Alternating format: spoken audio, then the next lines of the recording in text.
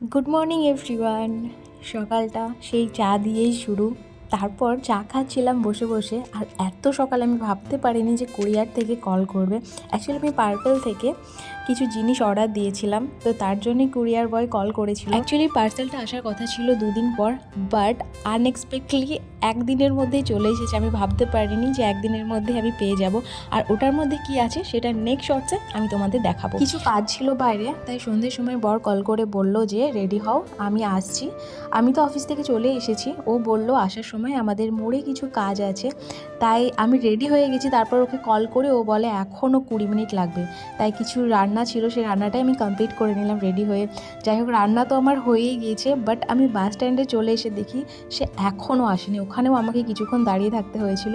তারপরে কাজটা ছেড়ে সন্ধ্যের সময় ফুচকা আর আইসক্রিম খেয়ে বাড়ি চলো, দেখা হবে নেক্সট শর্টসে। টাটা।